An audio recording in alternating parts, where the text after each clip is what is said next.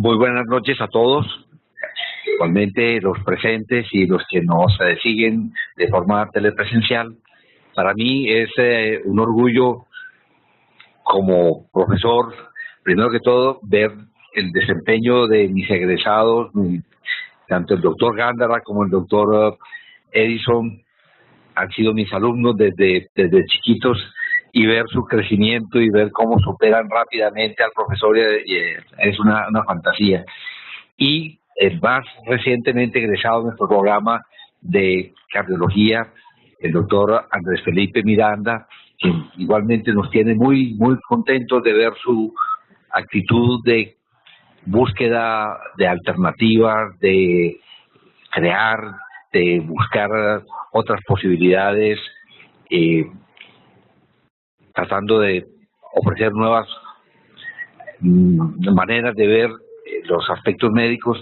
Nos tiene de verdad muy contentos, de manera que hoy van a tener ustedes la oportunidad de mirarlo. Acaba de llegar del Congreso Europeo de Cardiología, que seguramente va a tener la oportunidad de contarnos algunos detalles adicionales interesantes desde esa nueva visión que pudo darse a partir de este congreso. ¿Verdad? Que Andrés Felipe, adelante. Bueno, muy buenas noches para todos. Primero, pues agradecer por la invitación. Realmente me siento honrado porque es un curso pues en el que, como ustedes pueden ver, participan todos mis profesores, y yo, que oficialmente dedico mi primera charla de cardiólogo, es un reto grande pues estar acá. Entonces, vamos a hablar de hipertensión arterial. Pues les decía, mi nombre es Andrés Felipe Miranda y espero que disfruten la charla. Entonces, estos son los puntos que vamos a tocar. Vamos a hablar y a mencionar por qué es importante que todos ustedes sepan de hipertensión arterial, definición y diagnóstico, y aquí vamos a ver que hay una gran controversia con respecto a esto. Vamos a ver el enfoque diagnóstico del paciente hipertenso, y luego vamos a hacer una aproximación terapéutica. ¿Y por qué lo llamo aproximación? Porque definitivamente en 40 50 minutos que vamos a tener de espacio no podemos hablar de tratamiento completo de hipertensión arterial, pero lo que yo les quiero dar son las herramientas para que ustedes hagan el abordaje general de los pacientes y finalmente terminar con las conclusiones. Entonces, empecemos con lo primero, porque es importante. Entonces, de entrada vemos que es una enfermedad que afecta 1 billón de personas en el mundo, o sea que más o menos entre la sexta y la séptima parte de la población mundial son hipertensos. En Estados Unidos hay 80 millones de pacientes hipertensos. En Colombia, con estadísticas que tenemos más o menos del año 2014, se cree que hay más o menos el 30% de la población es hipertensa, pero es muy importante reconocer a la hipertensión arterial como el principal factor de riesgo cardiovascular modificable. Eso ahorita lo vamos a ver en números. ¿Cuál es el problema? Que la gran mayoría de veces es una enfermedad asintomática. ¿Y qué vemos de la hipertensión arterial? Las complicaciones del paciente cuando debuta con el infarto, cuando debuta en el hospital con una emergencia hipertensiva, o cuando debuta con un síndrome de falla cardíaca, como muy bien les mostró el doctor Edison más temprano. Es importante reconocer también lo siguiente, y es que es una enfermedad que es mala inclusive antes de ser enfermedad. Entonces, lo que antes llamábamos prehipertensión, que ustedes ya van a ver ahorita que no lo tenemos como tan metido en la literatura, pero se ha demostrado que inclusive desde el rango de prehipertensión ya hay daño de órgano blanco y se asocia con desenlaces cardiovasculares mayores. Y lo otro es la parte económica. Si esto es tan frecuente, si esto es tan malo, si es tan comórbido, se asocia con infarto, con desenlaces cardiovasculares, pues es normal que eso requiera una inversión importante de dinero. Son 3 cosas grandes que ustedes tienen que tener en cuenta para que entiendan la magnitud de este problema. 1, es la patología crónica más vista en la atención primaria. Yo creo que todos los que están aquí sentados alguna vez han visto un paciente hipertenso. 2, es la segunda causa de muerte prevenible en el mundo y solamente está superada por el tabaquismo. Y en Estados Unidos, en los últimos años, viene siendo la principal causa de muerte y discapacidad. Y esto, digamos que es un cálculo relativamente sencillo de sacar. Si la mayoría de gente se muere de enfermedades cardiovasculares, cardiocerebrovasculares, por decirlo así, es la principal causa de muerte en el mundo, desarrollado y subdesarrollado, y la hipertensión arterial se asocia con todas esas condiciones, lo más probable es que la principal causa de muerte y discapacidad sea hipertensión. Es una suma y una resta. Entonces, ¿qué afecta a la hipertensión? Todo. El cerebro. Entonces hay enfermedad cerebrovascular isquémica y hemorrágica, la retinopatía hipertensiva. En el corazón hace de todo, falla cardíaca, infarto agudo del miocardio, segunda causa de falla renal crónica terminal solamente superada por la diabetes mellitus, y en el árbol arterial hace todo, ¿cierto? Enfermedad arteriosclerótica en cualquier organismo. Sin embargo, pues a esta gráfica yo le agregaría unas cositas, y es fibrilación auricular, un factor independiente para el desarrollo de fibrilación auricular, y también se ha encontrado la hipertensión como un factor independiente para desarrollar demencia. Entonces miren que es una enfermedad que está prácticamente en todo el cuerpo. Y si yo pudiera controlar, o si la hipertensión no existiera, podríamos reducir la mitad de los infartos, 2 de cada 3 SCVs, la hipertensión responde por más o menos como factor individual entre una tercera parte de todos los eventos cardiovasculares, y también podríamos controlar la segunda causa de enfermedad crónica terminal. Entonces miren todo lo que podríamos hacer, o lo que podríamos disminuir si la hipertensión no existiera. Esa es la prevalencia de hipertensión. Esa es una gráfica de Estados Unidos, pero que quiero que ustedes vean con esto es lo siguiente, que la prevalencia de hipertensión es dependiente directamente de la edad.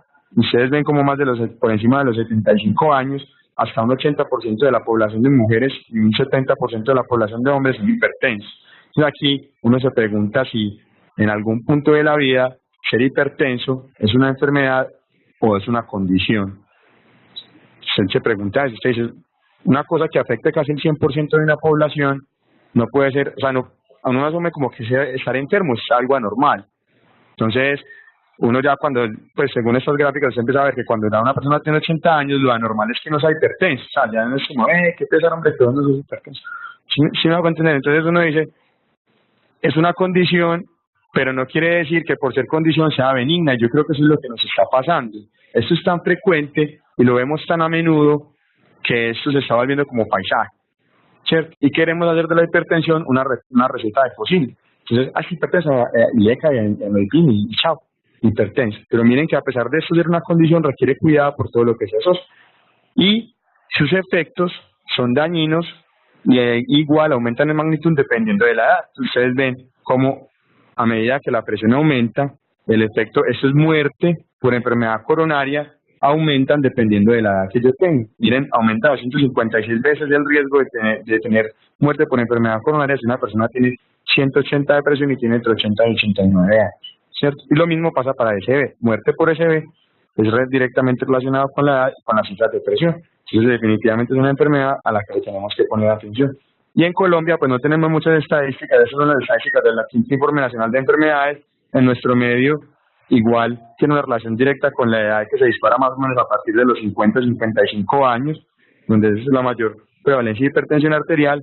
Y aquí, para mostrarles más o menos la prevalencia de Colombia, pero porque a la gente, a uno siempre le pregunta, ¿por qué si tenemos las estadísticas de los Estados Unidos? Miren lo desjuiciados que somos nosotros en Colombia para hablar de hipertensión. Esta es la prevalencia de hipertensión del 2010 al 2014 en mujeres y en hombres, dependiendo de los RIPS, de esos papelitos que le hacen llenar a uno en el rural que uno odia. Entonces eso sirve para algo, es para estadísticas. La línea punteada son los RIPS, perdón, los RIPS son la línea continua y las líneas punteadas son los registros que tenemos a partir de los estudios locales. Miren la diferencia que hay en la prevalencia a partir de uno y otro, y miren cómo en hombres inclusive la relación es inversa. Entonces definitivamente la epidemiología local es difícil creerlo. Entonces ahí también nosotros como médicos tenemos un compromiso muy importante. Entonces, para concluir esta primera parte, a los que les gusta el chavo, recuerden esta escena y significa peligro. Hipertensión arterial significa peligro. Entonces, hasta ahí con la primera parte.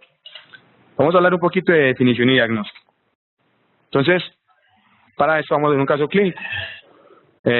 Los envidiosos dirán que esto es mentira. Un paciente de la consulta que yo vi hace poquito, es un hombre, tiene 40 años, es casado, tiene 3 hijos, prefiere mantener incógnita su ocupación, él dice que es político, y va al control del colesterol. Él hace 3 años, tiene una dislipidemia, no va adherente al tratamiento, se mantiene muy ocupado, tiene muchas cosas que hacer, no se toma las pastillas, pero pues va como para que le renueven y le actualicen la fórmula. Cuando se lo interroga, el paciente dice que está bien, no tiene nada, no siente ningún síntoma cardiovascular, valga la redundancia, lo único pues es que duerme muy poquito y está estresado por su trabajo. Es sedentario, tiene malos hábitos alimentarios además. El paciente luce relativamente bien, gordito, rozagante, pesa 92 kilogramos, mide 1,75, tiene un índice de masa corporal de 30, la presión arterial en el consultorio le da 136/84, la frecuencia cardíaca 86, satura un poquito bajito porque es que vive en la ciudad capital, sus ruidos cardíacos son rítmicos, no hay soplo, no hay S3, el PMI no está desplazado, aquí hay un error, se está repetido. En el examen abdominal tiene una abundante película adiposo, está hablando, no hay masas, no hay megalias, no hay soplos. Y el examen pulmonar es normal y los pulsos están conservados, hay una adecuada perfusión de las extremidades. Entonces, aquí es la pregunta. ¿El paciente es hipertenso? ¿Quiénes dicen que sí? ¿Quiénes dicen que no? Pueden decir, puede ser. O pueden decir que requieren más información. Ahí son ciertas. Esto es así de complejo. Se dice, ¿será que es hipertenso? No, de pronto no. O es hipertenso, pero mejor le hago controles. No, yo mejor le pido más examen, necesito información. Pero si le pido más información, de pronto sí es hipertenso. Sí, son ciertas. O también puede decir, no sabemos. Vamos a complementar la información. Entonces, para hablar de la definición de hipertensión, hay muchísimas guías. Esta es la guía colombiana, que es del año 2013. Este es el tan esperado octavo joint, que yo creo que todos escuchamos desde que estábamos chiquitos. Yo cuando empecé a estudiar medicina, el séptimo joint estaba como recién salidito. Y todo el mundo soñaba con que algún día saliera el octavo joint. Y el octavo joint salió y salió un documento de 14 páginas que todo el mundo quedó como desilusionado con él. Y después salió esta guía, que es la guía que vamos a hablar ahorita, que es la guía de muchas sociedades. Ustedes pueden ver acá está el Colegio Americano de Cardiología, la Sociedad Americana del Corazón, la Sociedad, todo el mundo está metido en esta guía, la Sociedad Americana de Hipertensión. Y es una guía que ha sido muy polémica, porque esta guía americana nos propone clasificar la presión arterial en estas 4 categorías. Y dicen que la presión arterial normal es tener una presión arterial por debajo de 120, que es presión arterial elevada cuando se tiene de 120 a 130, sistólica, y que la hipertensión estadio 1 comienza cuando se tiene más de 130 milímetros de mercurio de presión arterial, y estadio 2 cuando usted la tiene más de 140 milímetros de mercurio de presión arterial. Y en los estadios iniciales debe ser acompañado igualmente de una presión arterial diastólica por encima de 80, pero para hablar de hipertensión puede ser o presión arterial diastólica por encima de 80 a 89 o mayor de 90 para estadios 1 y 2 respectivamente. Entonces, esto llama mucho la atención. Es como así que si yo tengo 132 de presión arterial, ya soy hipertenso grado 1. Entonces, esto generó toda una controversia mundial. Una oleada de críticas, blogs, hasta en el New York Times escribió sobre hipertensión arterial, revistas médicas, revistas no médicas, 10 correos al día con críticas y comentarios con respecto a esto, y una oleada de memes que nos hicieron esperar. Entonces ahora todos somos hipertensos, todo el mundo tiene hipertensión, lo normal es no ser hipertenso. Pero la pregunta que uno debe hacerse es ¿por qué cambió el punto de corte? Entonces voy a mostrarles de manera muy sucinta algunas de las evidencias que hicieron que cambiara esto. Este es un metaanálisis que cogió estudios desde 1997 hasta el año 2010. 1.5 millones de pacientes se metieron en ese análisis, obviamente con todas las limitaciones que un metaanálisis pueda tener, pero miren la cantidad de pacientes que reclutaron acá. ¿Y qué encontraron ellos? Que el riesgo cardiovascular comienza cuando usted tiene una presión arterial sistólica de 115 milímetros de mercurio. Eso debe ser muy poquito y poco significante. Entonces miren lo que encontraron acá, que esto es riesgo en la vida entre los 30 y 95 años de padecer alguna de estas condiciones que les voy a mostrar acá. La línea azul es sin hipertensión y las líneas rojas con hipertensión a partir de 115 milímetros de mercurio. Entonces, a partir de 115 milímetros de mercurio se dobla el riesgo de tener angina estable, angina inestable, infarto del miocardio, enfermedad cardíaca y muerte, falla cardíaca, paro cardíaco y muerte súbita, SB isquémico transitorio, SB isquémico o no especificado, hemorragia subaracnoidea, hemorragia intracerebral, enfermedad arterial periférica, y el menos importante es aneurisma de aorta abdominal, porque el aneurisma de aorta abdominal se ha visto que tiene una relación más importante con la presión arterial diastólica. Entonces miren ustedes cómo este metaanálisis empezó ya a revolucionar las cosas, y era, yo por encima de 115 milímetros de mercurio ya tengo riesgo de padecer el doble de todas estas condiciones. Después salió este estudio, muy polémico también, en el año 2015 del estudio Sprint, donde grosso modo lo que querían ellos evaluar era 2 estrategias de manejo de presión arterial. Una meta convencional, que ustedes ven acá, de 140 milímetros de mercurio, y una meta de menor presión de 120 milímetros de mercurio. Y ellos querían ver si eso era significativo en cuanto a desenlaces cardiovasculares, y ellos encontraron lo siguiente, que la meta más estricta disminuyó eventos cardiovasculares fatales y no fatales, pero eso tiene un precio, y es que todos sus pacientes tuvieron mucho más efectos adversos. ¿Qué tipo de efectos adversos? todos ellos relacionados con un mayor control de presión arterial, síncope, mareos, falla renal, ya los vamos a ver. Sin embargo, este estudio tiene pues muchos cuestionamientos metodológicos que no vamos a entrar a definir ahora. Y esto pues lo que son las gráficas de Kaplan-Meier que se mostraron en el artículo, y es cómo demostrar que se puede disminuir significativamente los eventos cardiovasculares mayores teniendo una estrategia más estricta de control e inclusive muerte de cualquier causa. Esto fue evidencia que se fue acumulando para soportar esa reducción del punto de corte. Y esto es lo que le mostraba el precio que se tiene que pagar por tener ese control más estricto, son efectos adversos, específicamente que 1, hipotensión, 5, alteraciones electrolíticas, falla renal y pues hiponatremia, hipernatremia o hipocalemia, todo eso relacionado con un mayor control de la presión arterial. Y este es quizá el último metaanálisis, este es del año 2016, es un metaanálisis de 123 estudios. Lo que ustedes ven acá es una cosa que llama una metaregresión. ¿Y qué es? Cogieron todos los estudios, cada bolita representa un estudio y el tamaño de la bolita depende de lo grande que el estudio sea. Lo importante de esta gráfica es que, mire, ellos que quieren demostrar acá y es, acá está el 0 y acá está el porcentaje en la reducción de eventos cardiovasculares mayores, dependiendo de qué tanto baje usted la presión arterial, sin importar acá un punto de corte. Aquí no estamos hablando de puntos de corte. ¿Qué dijo este estudio? Que mire, que usted con disminuir la presión arterial en 10 milímetros de mercurio, sin importar en dónde parta usted, está logrando una reducción casi del 20% de los eventos cardiovasculares. Entonces, estas son cosas que apoyaron cada vez más ir hacia unos puntos de corte más bajos. Entonces, primera pregunta resuelta, ¿por qué cambiaron los puntos de corte? Y ya más o menos tenemos una idea de por qué. Segunda cosa, bueno, si yo cambio mis puntos de corte, ¿qué puede pasar? Entonces, miren lo que hicieron los Estados Unidos. Pues, ¿cuál es el impacto poblacional de cambiar esos puntos de corte? Entonces, que el 30% de la población de ellos va a ser hipertensa, pero que nuevamente esa hipertensión va a estar distribuida en ciertos grupos poblacionales, y miren lo que pasaba con los mayores de 75 años, el 100%. O sea, va a ser anormal no ser hipertenso a los 75 años, y eso qué implicaciones tiene en cuanto a conductas terapéuticas, efectos adversos como acabamos de ver, y en cuanto a costos, obviamente. Pero esta es la gráfica quizá más importante de toda esta discusión de los puntos de corte. Entonces miren, en rojo está la prevalencia de hipertensión arterial para los puntos de corte tradicionales, y en azul si le agregamos la meta propuesta por la guía del 2017 de la Sociedad Americana. Entonces, claro, que la prevalencia de hipertensión se aumentaría del 32% al 45%. Tendríamos un 15% más de hipertensos. Eso es preocupante. Pero miren, la población a la que se le recomendaría tratamiento médico pasaría de un 34.3% a un 36.2%. Por eso les digo que esta es la gráfica más importante. Porque si bien esa guía le está diciendo a usted, diagnostique más temprano, la cantidad de pacientes que usted va a tratar no es a todo el que usted está diagnosticando. En conclusión, ¿qué quiere esa guía? Que usted coja a sus pacientes en estadios tempranos. ¿Para hacer qué? No para mandarle pastillas, para que usted haga cambios terapéuticos en el estilo de vida y educación. Esta gráfica, por eso, para mí es la más importante de toda la discusión. Mire que usted nada más va a aumentar un 2% de personas tratadas, pero va a educar a mucha gente.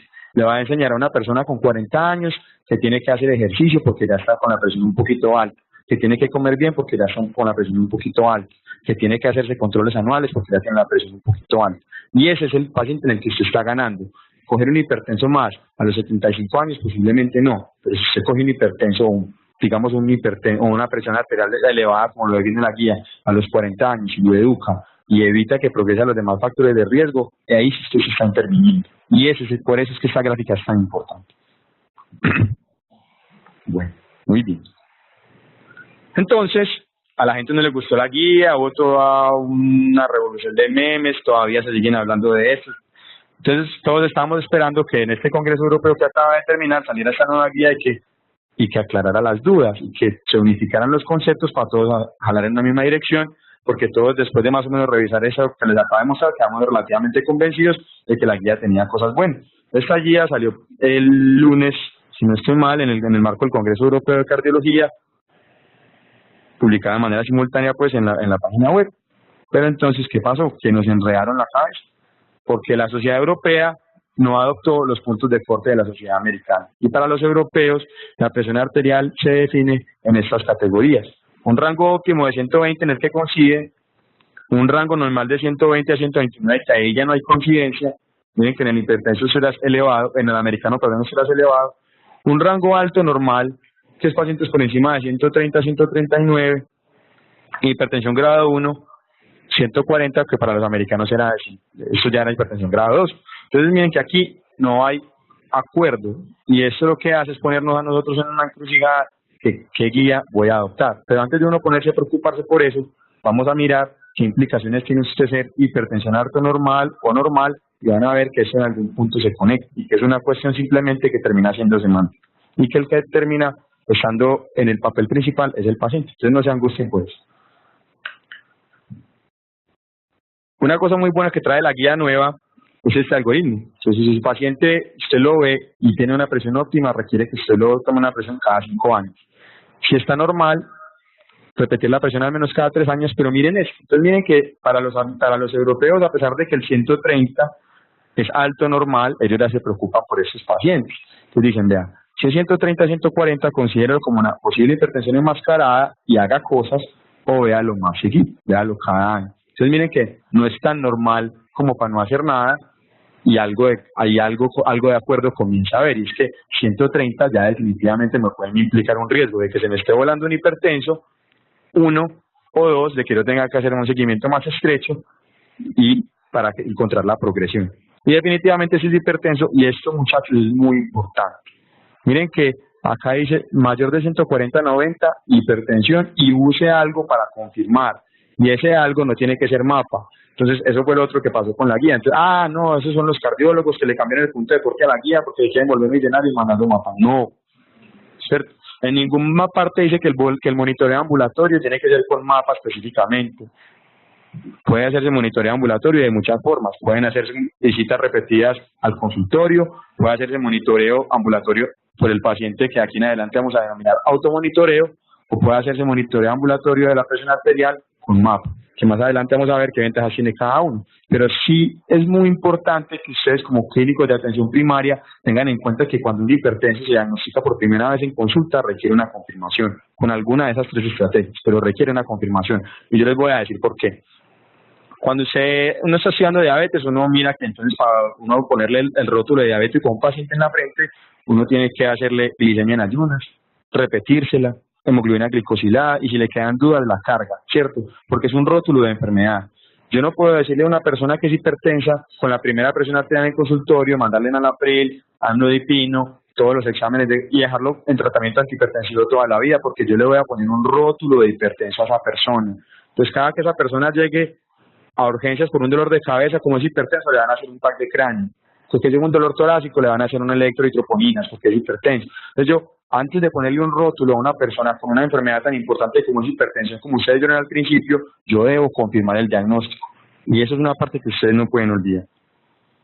¿Cuál es el riesgo cardiovascular de mi paciente? Entonces, una vez yo vi el hipertenso, me dieron las presiones elevadas en el consultorio, yo debo confirmar, encasillarlo en alguna de esas categorías diagnósticas, sea con la guía europea o la americana, que todavía no sabemos cuál tiene la razón, y confirmo el diagnóstico, y lo siguiente es qué riesgo cardiovascular tiene mi paciente. Entonces, la guía americana propone su propia escala de riesgo cardiovascular, y es esta. Y todas las decisiones de esa guía van en torno a esta escala de riesgo. Tiene varios problemas. Uno, que ustedes vieron que un porcentaje importante de la población hipertensa que yo voy a detectar con los puntos de corte propuestos con la guía son jóvenes. Sin embargo, esta escala de riesgo no está, puede subestimar o sobreestimar, o sea, no está tan bien validada en personas por debajo de 40 años.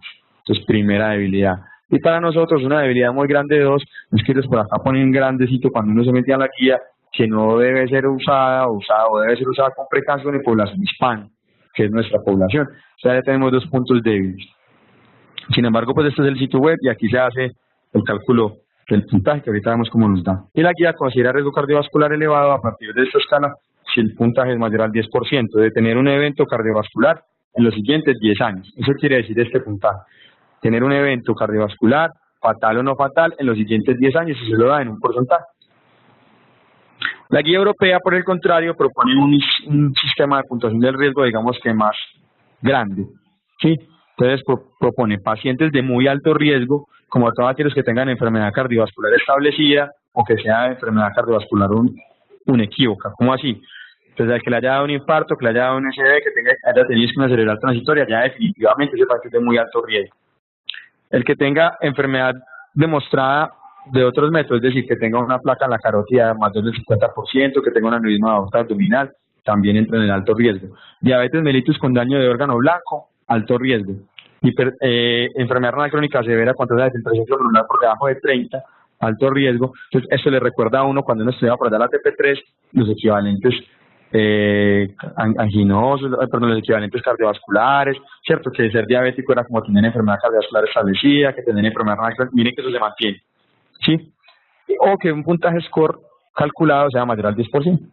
Luego mantener un grupo de pacientes de alto riesgo son los que tienen marcada elevación de un factor de riesgo independiente. Entonces, aquellos que tienen colesterol mayor a 310, hipercolesterolema familiar o que tienen cifras funcionales mayor a 180 milímetros de mercurio, son pacientes de alto riesgo que se demuestra hipertensión, pues enfermedad cardíaca hipertensiva específicamente por hipertrofia ventricular izquierda, que ya tengan compromiso renal, con población de creatina entre 30 y 60, o que el puntaje calculado les dé entre 5 al 10%. Entonces miren que es como un continuo de enfermedad cardiovascular. Uno de los que ya la tienen clínica o demostrada por imágenes, o que el puntaje les da mayor del 10%, otros los que van para allá porque tienen factores de riesgos independientes muy altos, ¿sí? O porque tienen ya daño de órgano blanco como el riñón o el corazón, o porque el puntaje calculado les da entre 5 al 10%. En estos pacientes, usted no tiene que hacer puntaje si tiene alguna de las otras que no incluyen el puntaje. Es decir, si ya le dio un SB, no le haga el puntaje score. ¿Para qué? Si ya es ya muy alto riesgo. Si tiene hipertrofia ventricular izquierda, no le tiene que hacer el puntaje score porque ya es de alto riesgo. ¿Y a quién le vamos a hacer puntaje score según la guía europea? A estos, del riesgo moderado o del riesgo bajo.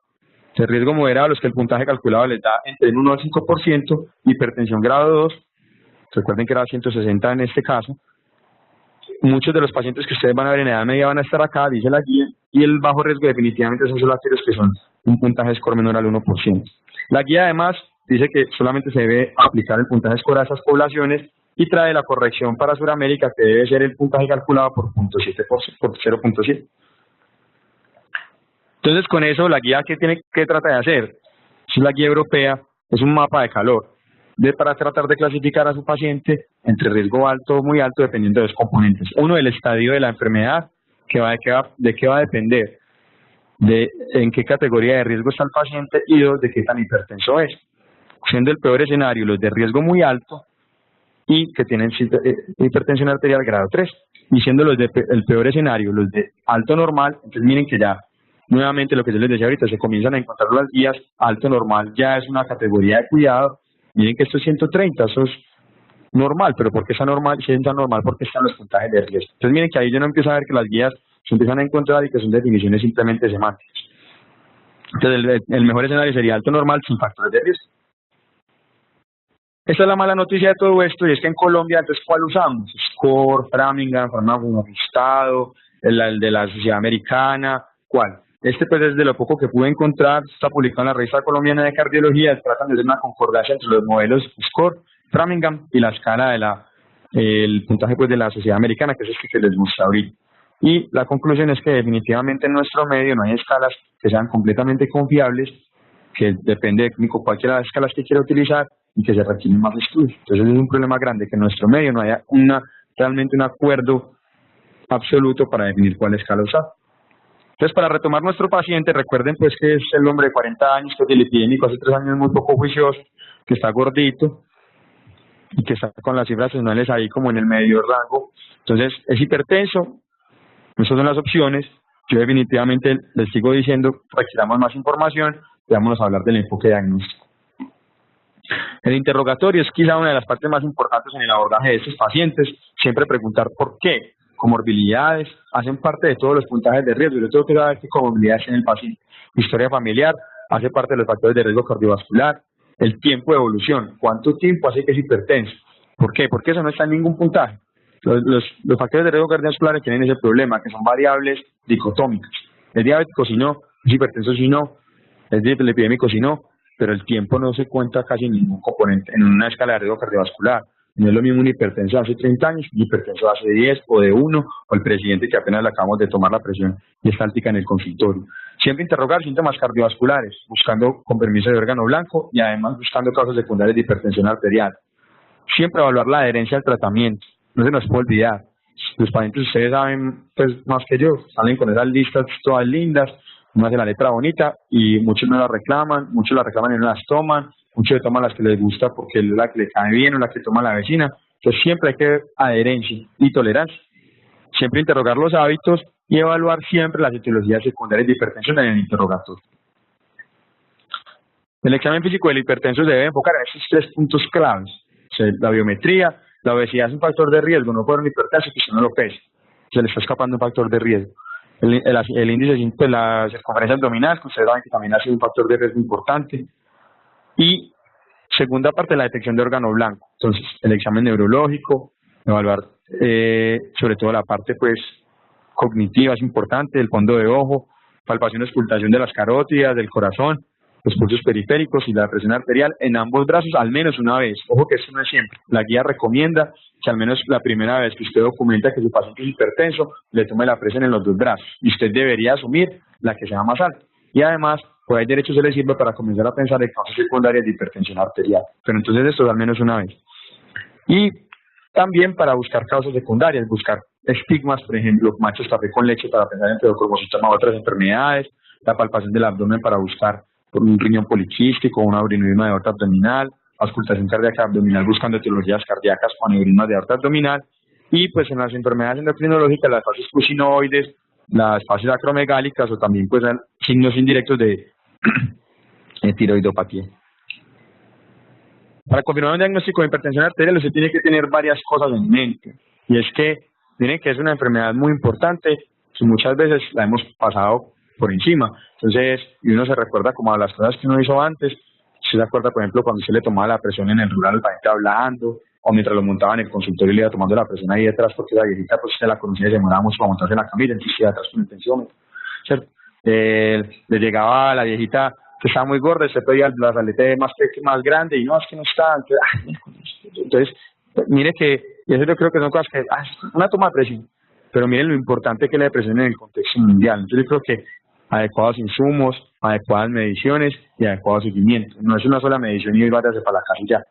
Entonces prepare el paciente, pues dele por lo menos 5 minutos de descanso, dice la guía, hágalo con la técnica adecuada. Por ahí salió un estudio pues en JAMA el año pasado que revolvió a todo el mundo porque 9 de cada 10 estudiantes de medicina toman la presión mal. Imagínense lo que será los que estamos trabajando. Entonces, mediciones necesarias, si usted le toma la primera y no le cuadra, que está todo cansado, sudando, tómese la segunda vez, si no le cuadra, tome la tercera vez, si están desproporcionales, tómelo una cuarta vez, haga promedio, déjelo descansar un rato, sáquelo, pero entonces hay que hacer las mediciones que sean necesarias, documentar mediciones, entonces eso es otra cosa. Si le toma la presión, se le olvida anotar, entonces le va a poner 120-80. Promediar las mediciones, si usted le tomó 7, haga un promedio de esas 7 y ponga de promedio 7 mediciones. Y déjele saber al paciente cuál es su presión arterial. Hay una campaña de la Asociación Colombiana de Medicina Interna que se llama Conoces tu presión arterial, no sé si de pronto la vieron en las redes sociales. Entonces, y es que gran parte de la gente no conoce cuál es la presión arterial. Entonces empecemos por ahí. Si esto es tan prevalente y tan común, conozcamos al menos la presión arterial. Entonces, ¿cuáles son los elementos que yo tengo para hacer el diagnóstico de hipertensión arterial? Entonces, la medicina en el consultorio, que no está mandada a recoger, que ya por ahí también la gente está diciendo, no, es que, ¿para qué le tomo la presión? Si lo que sabemos es el mapa, entonces mandémosle un mapa, ¿cierto? No. Entonces, ustedes vieron que mediciones continuas, mediciones seriadas, mediciones frecuentes, es un método de diagnóstico de hipertensión arterial. Está el monitoreo ambulatorio de la presión arterial o mapa, que es lo que nos vamos a referir. ¿Eso es qué? Eso es como un Holter, pero de presión arterial, que de hecho así también se denomina en algunas partes. Le ponen a uno ese aparatico que ustedes ven aquí, que se haga de cuenta como un Walkman. ¿A usted les tocó el Walkman o no? El del hermanito pues mío. Entonces, mi hermanito tenía un Walkman, haga de cuenta que es como un Walkman, y este cable va conectado aquí a este compresor, y eso toma la presión pues dependiendo, hay varias tomas cada hora, dependiendo si es el día o la noche. Y aquí está pues el monitoreo en casa de la presión arterial, que tiene ciertas condiciones, ¿cierto? Debe ser un equipo calibrado, con frecuencia, debe ser un tensímetro de brazo, y que el paciente reconozca y sepa tabular la presión arterial, porque de nada le sirve a usted, si el monitoreo en casa, sí, lo trajo, no, todo, pues está todo bueno, entonces no, ¿cierto? Entonces que el paciente lo registre y le llegue a usted los registros, que se los pueda ver, y se le tiene que explicar al paciente cómo hacer el monitoreo. Hay unos puntos de corte que son diferentes para cada tipo de método diagnóstico, pues más o menos aquí se los voy a dejar en las diapositivas para que lo miren, pero que es muy importante cuando miramos, por ejemplo, un monitoreo en casa. Los puntos de corte son más bajos, 135-85 para hablar de hipertensión, y lo otro es que en el monitoreo ambulatorio de presión arterial, la cifra más importante, no la más importante, pero quizás la primera cifra que usted debería ir a mirar, es el acumulado de las 24 horas, el promedio en las 24 horas, y miren que los cortes son más bajos. Luego, los promedios diurnos y los promedios nocturnos, y se desestimula cada vez más evaluar las cargas de presión arterial. Entonces ahí ustedes van a ver que los mapas dicen 25% fuera de metas, 30% fuera de metas. Eso es información que digamos que pasa a un segundo plano y que inclusive no se debería tener en cuenta. Se debería tener promedio diurno, promedio de 24 horas, promedio diurno y promedio nocturno. Es con eso que se hace el diagnóstico de hipertensión en el mapa. Y pues dependiendo de cada una de esas del tipo de hipertensión. Entonces, ¿cuándo monitoreo y cuándo mapa? Entonces, en ningún momento monitoreo ambulatorio es exclusivo de mapa. Hay pacientes que benefician de automonitoreo y otros de mapa. ¿Cuáles son las ventajas y las desventajas? Entonces, vean, que nos permite identificar ciertos tipos de hipertensión arterial, como la hipertensión de bata blanca. Esa es una ventaja para los dos. El automonitoreo es menos costoso, es más barato. Y hay una cosa muy importante, es que permite la participación del paciente. Entonces es muy bueno ver cuando los pacientes empiezan a pelicular con eso. Doctor, yo me estoy tomando, ya tengo tantos monitores, mire esa tabla de Excel, súper bien ese video, y dice, uy, qué bien. O sea, promedios, tortas, usted dice, no, eso es bueno para el paciente. Cosas que usted no sabe ni hacer en Excel, diagramas de barras, usted dice, uy, Dios mío, qué bien. Porque el paciente está involucrado en el cuidado. Es una de las cosas más buenas que tiene el automonitoreo. Y es repetible. ¿Qué desventajas tiene? Que requiere educación. No todo el mundo hace monitoreo, ¿cierto? Sobre todo los pacientes muchas veces que nosotros vemos. Dos, que son mediciones estáticas. No hay una forma de evaluar cómo se comporta la presión con el ejercicio. Puede haber susceptibilidad a mediciones erradas por el tipo de aparato, por la forma como el paciente se lo mida, porque se la mide mientras está hablando con la vecina, mientras va viendo televisión ahí, no sé, muchas cosas que pueden pasar. Y no hay mediciones nocturnas. ¿Qué ventajas puede tener el mapa? Que hay mucha evidencia pronóstica en relación con algunas variables que el mapa da, que las mediciones nocturnas con todas las relaciones que puede haber esto con la inversión del DIPER, el paciente sea no DIPER, la hipertensión nocturna, que son todos factores de riesgo cardiovasculares que se han ido estableciendo, que permite establecer las mediciones en la cotidianidad, mientras el paciente está trabajando, mientras permite identificar ciertos fenotipos de hipertensión arterial y el pronóstico con esto. Entonces, ahí ya que hipertensión que es predominantemente vasomotora, que es hipertensión predominantemente hiperadrenérgica, hipertensión. Entonces, todo esto, predomina rigidez arterial, todo esto nos va a permitir llegar a un punto en el que la hipertensión se va a volver como se han ido volviendo como los clústeres de foco de asma. Pues que este es un asma predominio sibilante, que este asma predominio no sé qué. Entonces, ¿para qué? Para titular el tratamiento y darle el tratamiento a que el paciente refiere o el paciente necesita, perdón, o el tratamiento dependiendo del mecanismo de hipertensión arterial que afecta al paciente, fenotipos de hipertensión arterial. Permite tener mediciones adicionales que tienen desventajas, el costo, la disponibilidad y que es incómodo uno tener eso ahí que la aprieta 2 o 3 veces por hora. Pues eso, ¿no han visto a alguien alguna vez con un mapa? Uno va hablando con, ¡ay! ¿Qué pasó, hermano? Espérate que me está tomando la presión. Entonces, pues, es como muy raro y es incómodo también. Entonces, ¿para qué todo esto? ¿Para qué el monitoreo ambulatorio? Porque eso nos va a permitir definir unos tipos de hipertensión que antes no hablábamos. Cuando yo estudiaba medicina, esto era, no, uno ya se da cuenta que se empieza a poner viejo porque empieza a decir cosas. Cuando yo estudiaba medicina, tal cosa. Entonces, pero la verdad, cuando yo estudiaba medicina, la hipertensión enmascarada no existía. La hipertensión de bata blanca, eso era pues un cuento que le contaban a uno los profesores ahí en la clase de tercero. Si uno medio ya lo mencionaban a uno y por una, pues vean lo importante que es eso. ¿Qué es hipertensión enmascarada? Entonces, estar en el consultorio no ser hipertenso y ser en el monitoreo ambulatorio hipertenso. Hipertensión de bata blanca, todo lo contrario. Son hipertensos en el consultorio y no son hipertensos en el monitoreo ambulatorio. Entonces, pues, no es nada. Si es hipertenso en el consultorio, eso acaba de querer decir nada. Siendo que usted no es hipertenso la mayoría del tiempo. Pues vean, eso ya se comenzó a volver una preocupación para las guías. Y hay algoritmos específicamente para el diagnóstico de hipertensión arterial enmascarada y hipertensión arterial de bata blanca. Entonces, ¿qué es hipertensión arterial de bata blanca? Usted tenga más de 130 en la consulta, pero menos de 160. ¿Eso por qué? Porque se ha visto que si usted supera esos 160, casi que eso es diagnóstico. O sea, usted en el consultorio está por encima de 160, casi que es diagnóstico de que es hipertenso. Entonces, ¿qué tiene que hacer usted cuando tiene un paciente con eso? Lo primero, vea, lo que les decía de la guía, educarlo. Vea, hermano, eso no es normal.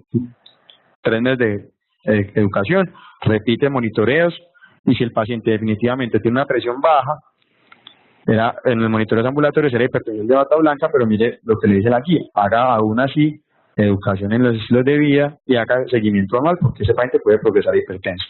Y si el paciente definitivamente es hipertenso, en los monitoreos ambulatorios eso no es una hipertensión de bata blanca nada, sino que es una hipertensión sostenida.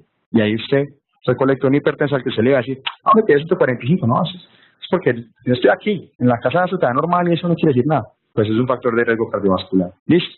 Y el otro es la hipertensión enmascarada. Es el paciente que tiene presión arterial normal en el consultorio, uno lo comienza a sospechar porque tiene algo de compromiso de órgano blanco, pues casi se lo educa, a los 3 meses le repite un monitoreo ambulatorio, y si la presión arterial es por encima de 130/80 era una hipertensión enmascarada, y si no, el paciente era simplemente una presión elevada, que requiere igual seguimiento estrecho y modificación de los estilos de vida. Entonces mire que eso es lo que le permite ver a usted en un grupo de pacientes hipertensos que le estaban volando a uno, haciendo complicaciones y llegando infartados después, y tan raro de que era como tan aliviado. Siempre me salían las presiones normales del doctor. Entonces, ¿quién necesita un automonitoreo? Un mapa. En ningún momento hemos dicho que todo el mundo necesita un automonitoreo, un mapa. Entonces, ¿a quién? La sospecha de hipertensión de bata blanca.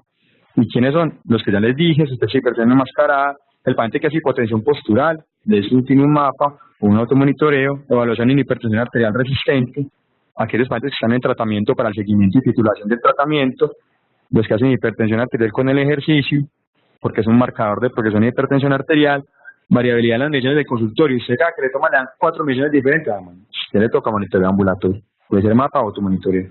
Síntomas de hipotensión con el tratamiento, para usted evaluar a qué horas y con qué cosas de hipotensión el paciente, y el mapa sobre el automonitoreo. Para todas esas que les acabo de decir, es tan bueno el uno como el otro. Pero el mapa sí, cuando yo quiero caracterizar mi presión arterial específicamente en la noche, en algunos grupos de pacientes que son más importantes por la noche, que son los pacientes con apnea obstructiva del sueño, los diabéticos, los hipertensos, la enfermedad renal crónica, la hipertensión endocrina y la disfunción autonómica en ciertos contextos. ¿Por qué es importante eso? Salió este estudio este año que demostró que los pacientes que hacen monitoreo ambulatorio, sea mapa o automonitoreo, versus los pacientes que se siguen únicamente con presiones en la consulta, tienen menor mortalidad. ¿Y por qué será eso? Pues vea, ¿por qué? Porque los pacientes con hipertensión de bata blanca, que no es una condición benigna, hipertensión enmascarada, fueron factores de riesgo cardiovasculares más importantes que la hipertensión sostenida, porque estos no los tratamos. Entonces, mire que eso ya comenzó a ser importante, y ya salió un estudio que dice que eso impacta la mortalidad. Entonces, ¿cuáles son las llevadas adicionales que yo tengo que utilizar? En el laboratorio, siempre caracterizar el riesgo cardiovascular, hemoglobina glicosilada, glicemia en ayunas, el perfil lipídico, los electrolitos, la función hepática, los análisis y el electrocardiograma que no puede faltar, que es para buscar compromiso de órgano blanco. Eso básicamente lo mismo, pues está en la tabla de la guía. Me voy a brincar para que lleguemos más adelante. Y eso sí se los pido, y es a quién buscar en hipertensión secundaria, ¿no? A quién yo debo prender mis alarmas de que qué raro que sea hipertenso, porque esto devolvió paisaje. Entonces, qué raro que sea hipertenso el que sea hipertensión resistente. Qué raro que sea hipertenso el que tenga un inicio súbito de hipertensión arterial. Qué raro que sea una persona menos de 30 años hipertensa. Es muy raro. Que siempre piense en hipertensión arterial secundaria. Que venga lo más de controladito y de repente imposible de controlar. Que sea una hipertensión desproporcional para el compromiso de órgano blanco con relación a las presiones que yo le encuentro. Si usted lo encuentra en el consultorio y tiene una hipertrofia ventricular izquierda así de grande, o ya tiene compromiso renal, usted no encuentra unas presiones ahí como medio bajitas. La hipertensión acelerada o maligna, que tenga múltiples consultas por emergencias hipertensivas al servicio de urgencias. Pacientes adultos por encima de los 65 años con hipertensión diastólica y hipocalemia, que es cuando usted ve alguna de esas cosas, esa hipertensión que no debería ser paisaje bajo ninguna condición, menos que es paisaje, usted se debería preocupar mucho y empezar a pensar en que en hipertensión arterial secundaria debería tamizar o buscarla activamente. Es un algoritmo que trae la guía. Para retomar nuestro caso clínico, pues, del señor presidente, entonces el paciente es hipertenso, ahora sí tenemos información suficiente, pues no, requerimos más información, entonces vamos a completar la información. Resulta que en esa consulta le tomamos variables de la presión arterial, el de promedio 138/82, y lo clasificaríamos como una hipertensión alta normal según la guía europea o estadio 1 según la guía americana. El paciente habíamos dicho que era sintomático cardiovascular, y como el juiciosito, le mandamos automonitoreo, pues quien haga las gráficas de Excel en el Palacio Nariño. Le mandamos los laboratorios y le mandamos un electrocardiograma. Vuelve con esto, en el automonitoreo le dan los promedios 134/76, sigue en el rango alta normal o estadio 1, dependiendo de cualquiera, y traen los laboratorios en los que resaltan la lipidemia. Le había dicho que no era juicioso con el tratamiento, no estaba tomando las drogas, que no tiene compromiso renal, que no tiene alteraciones electrolíticas, y los análisis tampoco tiene signos de compromiso renal. Entonces, esta es la forma como se hace el score de la guía europea. Pues, créanme que aquí dice 1%, créanme por favor, está verdecito, es de 1%, y eso es el score de la guía de la Sociedad Americana, que le da 3.7%, o sea que da como de bajo riesgo. Entonces, fácil no tratar. pero miren que los scores no son todo. Entonces todos nos pegamos de cuál score usar, cuál score usar, cuál score usar. Los scores no son todo, que es lo más importante, el paciente. Ya sabemos que es hipertenso, cualquiera de las dos guías que sea, ya tiene más de 130. Que es gordito, que es sedentario, que es dilipidémico y no le toma la droga, que tiene una circunferencia abdominal de 106. Entonces, usted necesita un score que le diga que usted requiere intervenir en ese paciente. Y ojo, que intervenir no es tratamiento farmacológico. Entonces, los scores no son todos. Si por scores fuera señor, no le haríamos nada, ¿cierto? Porque no le dan scores de alto riesgo. Pero mire que usted tiene acá varias cosas que lo consideran como en este grupo. Alta normal, con más de 3 factores de riesgo, o sea, que es un paciente de riesgo moderado. No nos va a faltar el presidente. Y después de todo, esa consulta salió con estos diagnósticos. Una hipertensión alta normal o estadio 1, esencial porque no tenemos nada que nos haga pensar en secundaria, una dilipidemia mixta, es obeso y es sedentario. Entonces, para terminar, una aproximación terapéutica, y este es el primer mensaje claro. Todos queremos que nos den una receta para tratar la hipertensión arterial, que eras un IECA o un ARA2 más un calcio antagonista como primera terapia y tercero agregué un diurético. Eso pues sí pareciera como una receta y eso funciona muchas veces, pero no en todos los casos. Entonces, el primer mensaje es ese, que usted lo primero que necesita hacer es caracterizar a su paciente. Mire toda la cantidad de medicamentos antihipertensivos que hay, y eso es una gráfica del libro de Bramwell, de cómo le dice a usted que más o menos qué antihipertensivo podría usar dependiendo del tipo de hipertensión que su paciente tenga y de la comorbilidad.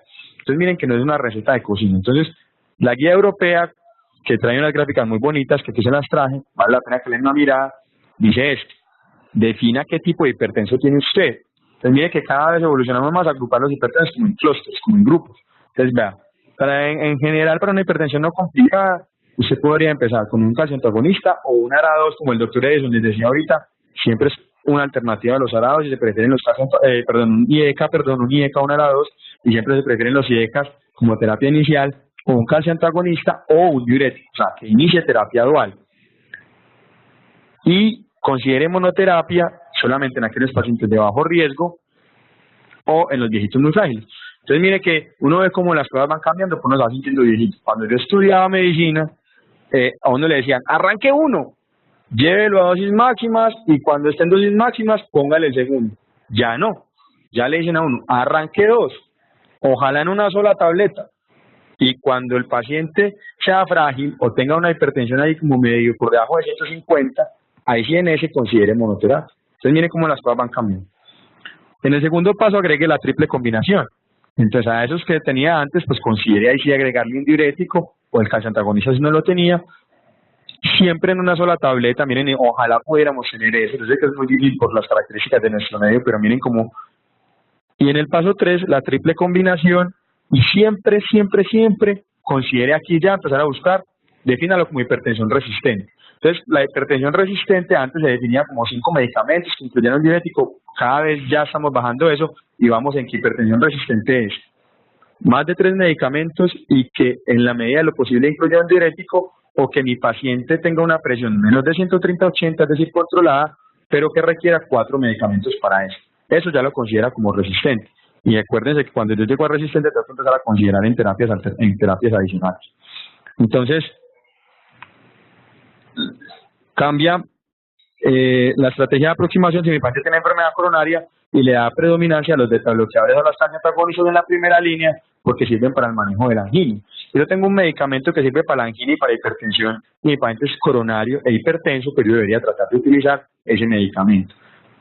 Nuevamente en el paso 2 considerar las combinaciones de 3 medicamentos de estos grupos mencionados arriba, y siempre en hipertensión resistente esta guía también se parece mucho a la guía NICE, que decía que agregue espironolactona como el 4º medicamento. ¿Por qué? Porque el hiperaldosteronismo primario es una enfermedad cada vez más frecuente. Entonces usted podría estar ahí adicionando un diurético y si su paciente tiene por alguna razón hiperaldosteronismo secundario, pues con eso le va a ayudar. Y lo va a ayudar a control más rápido. Esa es la razón por la cual consideran espironolactona en la 3ª o 4ª línea de tratamiento. Entonces, lo mismo para el paciente que tiene enfermedad renal crónica. Nuevamente, considere diurético de manera temprana en los calciantagonistas. Y aquí, pues, la limitación es importante está ahí para usar los IECAs y los ARA2. Lo otro es similar. Voy a pasar aquí a la de falla cardíaca. lo que el profe les decía, tiene que aquí ponen betabloqueador de inicio temprano, por lo mismo, un medicamento que sirve para fácil de hipertensión, pues inícielo rápidamente, y más abajo, pues considere los otros medicamentos que sirven para falla, que también baja la presión, como los antagonistas del receptor mineralocorticoide. Y lo mismo en fibrilación auricular. Si su paciente no tiene compromiso de la operación de elección, considere pues calciantagonistas de manera temprana, no hidropirínicos como verapamil y el Tiazem, que sirven para la FA, para el control de frecuencia y para la hipertensión arterial también. Entonces miren cómo aquí ya hay tipos de hipertensión arterial y tipos de pacientes que benefician de ciertos tipos de tratamiento. ¿Qué meta de tratamiento? Miren que si ustedes se vienen para acá, casi que en todas las comorbilidades, en todas las condiciones, la meta es 130-80 para la guía americana. En cambio, para la guía europea también, excepto que su paciente sea mayor de 80 años y sea frágil, si no lo pueda llevar a una meta por debajo de 130-80, o que sea mayor de 65 años y no tolere una meta tan baja de tratamiento. Pero lo ideal, en población entre 18 a 65 años es menor de 130 de sistol. Entonces, estos son como los 10 mandamientos que yo me inventé, no mandamientos porque yo me lo inventé, son los 10 mensajes grandes de la charla, para que ustedes tienen que hacer para el tratamiento de presión arterial. Identifiquen siempre los factores desencadenantes y los factores de riesgo. Cambios terapéuticos en el estilo de vida se los puse con rojo. Es la única frase que hay en rojo en la charla. No porque sea la única importante, sino porque ustedes tienen que hacer eso muy bien. Y yo también. O sea, uno con el paciente tiene que tratar de educarlo. Cada minuto que uno trate de hacer la educación es algo que uno está ganando. Garantizar adherencia al tratamiento, evaluar la tolerancia. Defina el esquema de manejo según el paciente, no hay fórmulas de cocina. Utilicen medicamentos de primera línea, utilicen las máximas dosis toleradas, iniciar combinaciones, idealmente la misma tableta, miren que esas que están cambiando, y hacer seguimiento estrecho y titular. La titulación debe ser cada 4 semanas en el paciente recién diagnosticado, no cada 2 o 3 meses como nos enseñaban antes. Es el algoritmo final, que es de la guía europea, de la guía americana, perdón. Entonces vean, si la presión está normal, siempre vaya por hábitos en el estilo de vida. Si es elevada, 120 a 130, manejo no farmacológico. 130 a 140, evalúe el riesgo por la escala que les dije. Si el paciente tiene alto riesgo, siempre no farmacológico. Entonces mire que aún en 130 a 140 la guía americana no quiere tratar a esos pacientes. Es educación, manejo no farmacológico. Y en el seguimiento, considere acá medicamentos para bajar la presión y evalúe en un mes. Mire que es cada mes para hacer la titulación del tratamiento. Una vez alcanzo meta, la evaluación se puede hacer cada 3 a 6 meses. Y definitivamente, pues en los pacientes que tienen 140 más, iniciar la educación y ahí sí iniciar medidas farmacológicas que recuerden combinaciones y mínimo 2 grupos de medicamentos, 2 medicamentos de diferentes grupos. El caso final, entonces, recuerden que era presión arterial alta normal, OHT a estadio 1, dislipidemia mixta, obesidad y sedentarismo, pues le dimos esta formulita en la primera consulta, cambio en el estilo de vida, dieta, ejercicio, bajo consumo de sal, le empezamos la torvastatina atrás porque estaba muy descuidado y no la estaba tomando, y una cita en 3 meses para automonitoreo para mirar qué sigue después de eso. Empezamos con cambios terapéuticos en el estilo de vida, todo adherido a las guías. Y pues finalmente eso era lo que les tenía, vamos a las conclusiones. Entonces, recuerden que es una enfermedad frecuente y es un factor cardiovascular muy importante. Es el prevenible de interés común, a todos nos importa eso. El abordaje cambió. Miren que todas las charlas yo les dije, cuando yo estudiaba, porque realmente las fases de hipertensión están cambiando. Desde el punto de vista del corte para el diagnóstico, desde el punto de vista para iniciar tratamiento, de la forma como iniciamos tratamiento, de la forma como hacemos el seguimiento. Siempre hacer una evaluación sistemática desde el interrogatorio, el examen físico, buscando los síntomas cardiovasculares de daño de órgano blanco. También queremos descartar condiciones asociadas a la hipertensión arterial. Ojo que hay nuevos tipos de hipertensión. Hipertensión de bata blanca y la hipertensión enmascarada son son subgrupos de hipertensión que ya son dañinos. Recuerden la primera diapositiva que les decía, es mala desde antes de ser hipertensión y requieren un abordaje terapéutico en muchas ocasiones. Siempre definir la terapia de acuerdo a cada tipo de paciente, hagan tratamiento regular y titulen los antihipertensivos. Y en el paciente refractario siempre primero revisar adherencia, garantizar dosis óptimas y considerar las causas secundarias. Y esos pacientes deberían estar siempre en el contexto de un programa de manejo integral. No se les olvide, muchos de ustedes están acá, algunos para actualizarse, muchos quieren pasar a residencia. No pierdan la fe, no pierdan el optimismo, porque miren esta frase tan importante y es el optimismo y la fe que conduce al éxito. Nada puede hacerse sin esperanza y confianza. Todos ustedes tienen esperanza y confianza y pueden pasar el examen. Eso era todo lo que nos teníamos.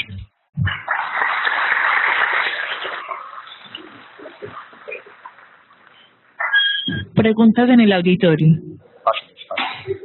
Uy, no, pero no. La pregunta de un profesor, hermano. No, pero para que no sea montador también el profe Jaramillo. Dentro de la discusión que muy bien formulaste, y la verdad que muy buena la presentación, está esa discordancia de términos.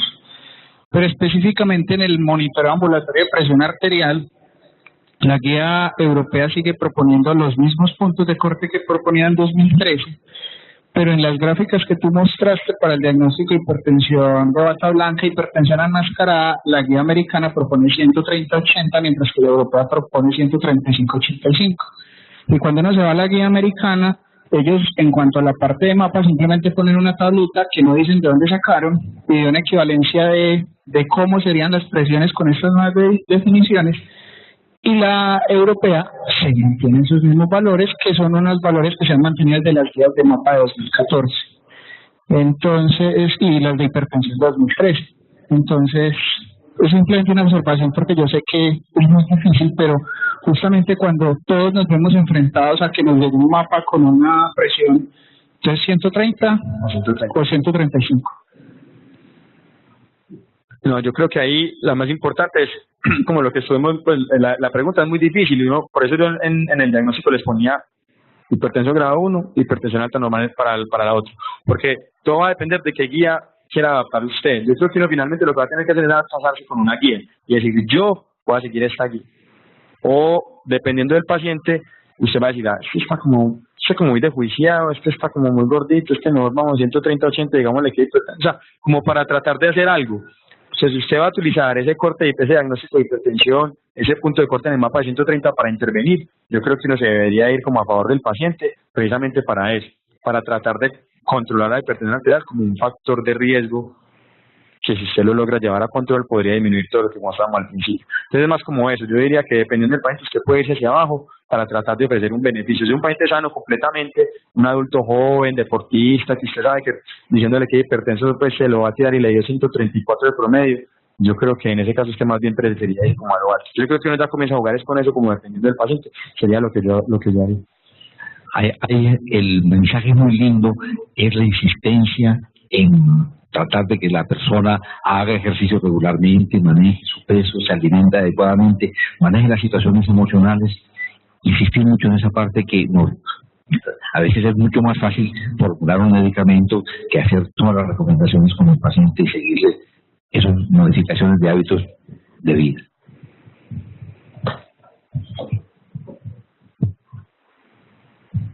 ¿Hay alguna indicación para suspenderle los medicamentos a los pacientes? Un paciente controlado, que esté bien, que yo vea que con la evolución está bien, está con los medicamentos, se los puedo ir disminuyendo hasta suspenderlo.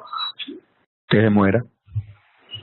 El día que se muera, si se pudiera, uno le lo echaba y al ataúd para que no le suba la presión en la subida para San Pedro. Pero no, realmente no. O sea, la única indicación es intolerancia. Pero no hay un punto en el que usted diga, ya lo controlé, venga, le empiezo a quitar el enalapril, venga, le empiezo a quitar. Eso en ninguna enfermedad en cardiología existe. Qué bueno que me preguntaste eso, porque eso en cardiología en nada. Pues yo creo que en falla cardíaca, no, pues digamos que las enfermedades crónicas de cardiología grandes, en falla, en hipertensión, no quitemos medicamentos, excepto por intolerancia, lipidemia, todos los pacientes, eso es como el fútbol, el equipo ganador no se cambia. Cuando usted lo logró, ahí lo deja. Entonces, con este enalapril 20 se logró con un amlodipino 5 diarios y con este poquito de clorotiazida o de diurético que yo tenga, pues más pinchado clortalidona, todo, ahí lo deja. Pero no quiten medicamentos, que ya le quiero suspender a torvastatina, no. La cardiología es como el fútbol, el equipo ganador no se cambia, a menos que exista intolerancia. Entonces, si el paciente está con síncope, si ya ha desmayado 4 veces, está muy hipotenso, ahí sí, por intolerancia, pero no por metas. Nunca por metas. En hipertensión y en falla, pues que es más o menos 100 lipidemias difícilmente. Otra pregunta. Doctora, aplica lo mismo, pues pacientes que desde, pues crónicamente vienen controlados con medicamentos sin clara indicación como furosemida y vienen controlados, entonces no sabe si es un medicamento mal indicado. Obviamente usted está en la indicación de la autorización de quitarlo. Qué bueno que mencionaba de la furosemida. Ojo que como las guías dicen diurético temprano, entonces le ponemos furosemida al hipertenso. La furosemida no es un diurético antihipertensivo. La furosemida es un diurético para orinar. Lo utilizamos en el contexto de falla cardíaca. Pero sí, cuando las guías con ahí diurético, están haciendo referencia a los diuréticos antihipertensivos, que los que tenemos por ahí en nuestro medio de la hidroclorotiazida que está en el post, pero también tenemos otros disponibles que no están incluidos pues en el PBS, que es la clortamidona y la endopamina. Entonces, están en el medio, los tenemos, están disponibles, se pueden mandar, se pueden prescribir, pero digamos que cuando la guía hace alusión a diurético, no piensen en furosemida, piensen en alguno de los otros, porque la furosemida es en el contexto más como de falla cardíaca. Muchas gracias, doctor. Sí, gracias, muchas gracias.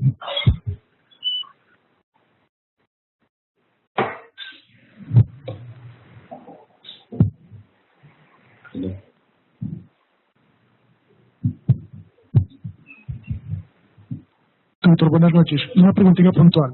¿Hay alguna diferencia en la elección del tratamiento inicial según la raza o el paciente, como si la clasificación de población afrodescendiente, población hispana, en cuanto a IECARA2? Según la raza, me dijiste. Sí, según la raza, como dice la especificación de otros 10 años. Hasta ahora no hay un se ha dicho que la hipertensión arterial es una enfermedad que depende fisiopatológicamente de qué tipo de condición tenga usted. Entonces, por ejemplo, que los renales crónicos son hipervolémicos, que a eso le sirven mucho los diuréticos. Que los viejitos también tienden a ser hipervolémicos con el tiempo, entonces que también los diuréticos le podrían servir. Que los negros les servirían más los vasodilatadores, que por ejemplo falla cardíaca, como el doctor les decía ahorita, la adrenalina y su sorbida ha sido una combinación que inclusive en los negros disminuye la mortalidad de los pacientes de raza negra. Sin embargo, en hipertensión como tal, esos son solo principios fisiopatológicos, entonces usted ya es como el negro, entonces pongámosle un vasodilatador, arranquemos un calcio antagonista, pero digamos que por ejemplo es una cosa que la guía no menciona.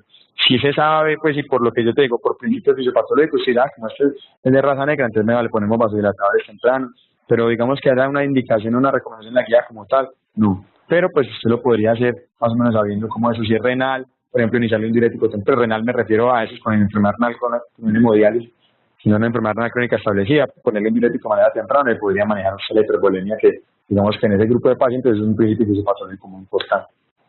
Muchas gracias.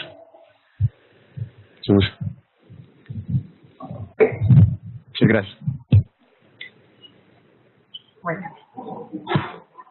ahora para terminar, le damos la bienvenida al doctor Carlos José Jaramillo, médico y cirujano de la Universidad de Antioquia, cardiólogo e internista, quien abordará el tema de interpretación del electrocardiograma.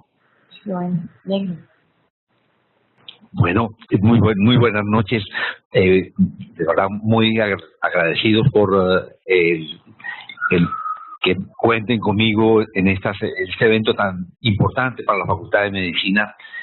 Y quiero primero que todo agradecerles a ustedes la participación en la encuesta. Hay una cantidad de información, van a ver ustedes, interesantísima y que nos va a permitir de pronto desarrollar trabajo muy importante en educación médica continua. Empezamos.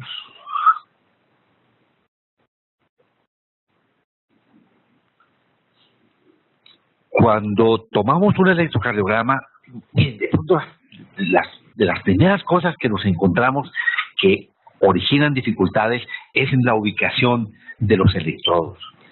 Por favor, el B1 va en el cuarto espacio intercostal, línea paraesternal derecha. B2 va al frente. B4 está en el quinto espacio intercostal, línea medioclavicular, y B3 está en la mitad de los dos. B5, de una línea horizontal que va de B4, va en la línea medio clavicular, y B6 en la línea axilar, medio clavicular, axilar media y la axilar posterior.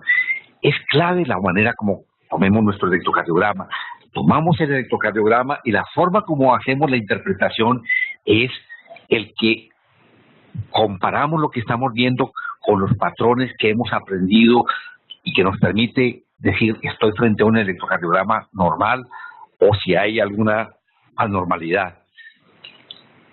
Cada vez contamos con software y algoritmos más precisos, y probablemente las máquinas van a permitirnos hacer perfectas interpretaciones de los electrocardiogramas.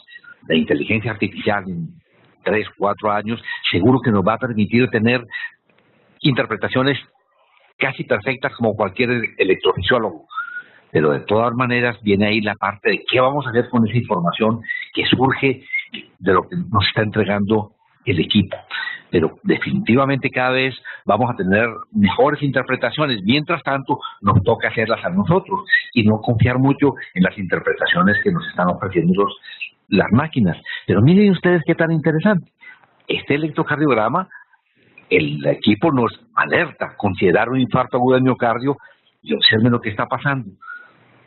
Un poquito de interferencia en la línea de base, hay una depresión del segmento CT en D1, en D2, en D3, una elevación muy clara en ABR, que tal como nos decía ahora Edison, hay una elevación en B1, en ABR está un poquito más elevada que en B1, hay una depresión en B3, en B4, B5, B6, muy profunda. Este paciente indudablemente que si ese equipo está siendo manejado por inteligencia artificial, como sería un producto de Watson, nos diría inmediatamente, atención, hay una posible oclusión del tronco izquierdo. Y ese va a ser posiblemente el trabajo que hace la inteligencia artificial, pero es lo que estamos haciendo nosotros. Es interesante, acaba de salir este libro de Andrés Oppenheimer sobre cómo posiblemente va a reemplazar la inteligencia artificial una serie de trabajos, entre ellos pero más rutinarios. Pero es muy fácil que de pronto si hacemos trabajo rutinario nosotros, nos reemplace en la parte de rutina que hacemos los médicos y se convierta así en una ayuda inmensa, aprovechándola y sabiéndola utilizar adecuadamente. Uno se sorprende cómo hay publicaciones, a pesar de ser un método viejísimo, todos los días encontramos cosas nuevas, pero vamos a reflexionar sobre la electrocardiografía en la educación médica. En este editorial nos vuelven otra vez a resaltar la trascendencia de esa herramienta tan poco costosa y que tiene tanta utilidad en el trabajo que hacemos en medicina. Y uno se encuentra con grandes sorpresas que los grandes maestros de la electrocardiografía, además de producir obras estupendas, esta obra yo creo que es una obra hecha aquí en Medellín, es nuestro orgullo, de un grupo de electrofisiólogos del CES y que han sido docentes de electrocardiografía, donde ha tenido participación el doctor Anthony Valle de Luna. Les quería mencionar este caballero porque me comprometo con ustedes de mandarle este libro de manual de electrocardiografía básica. Es un coquito de electrocardiografía, me lo encontré hace poco, es ACG for Beginners, pero realmente este libro espero que les sea de gran utilidad. Me voy a comprometer con María Camila de hacérselo llegar a ustedes porque puedo hacerlo, ya que hay una patrocinio de algún laboratorio, escúchenme esa parte, pero eso nos da garantía de que no estamos haciendo un uso inadecuado de un derecho de autor tan facilitados pues para toda la comunidad. Espero que lo disfruten y que lo aprovechen mucho. Bueno, tienen ya sí recomendaciones. Yo no sé si ustedes tienen este portal, pero se los recomiendo. ACG Corner, anótenlo en la URL y suscríbanse a este portal. Está manejado por el doctor Wellens y el doctor Farret, es un argentino. Es un portal estupendo donde encuentran desde lo más básico hasta lo más complejo. Ustedes se inscriben y cada 15 días les mandan un mensajito donde dicen, mire, hay una cosa nueva, vean esta presentación de taquicardia de complejos anchos, miren esta presentación de síndromes de preexcitación, realmente muy didáctico, de lo más didáctico que me he encontrado últimamente, una recomendación. Yo no sé si ustedes conozcan este portal, es otra recomendación, es de Harvard. Ustedes si ponen arriba electrocardiografía Harvard, encuentran esto, ACG, Wave, Maven, es una colección de 400 electrocardiogramas, Ustedes pueden clasificarlo de acuerdo a dificultad, de acuerdo a diagnóstico, la posibilidad de que ustedes tengan un test, resuelvan el test, lo confronten con lo que el profesor ha descrito y discute sobre el tema. Cualquier día de turno que ustedes no tengan muchos pacientes, se pueden meter a esto y ponerse a jugar y retarse, y es bien agradable, bien agradable. Bueno, lo que les mandé, espero que también lo utilicen. Ese archivito de lo esencial en el electrocardiografía son algunos patrones electrocardiográficos que sé que lo van a reconocer.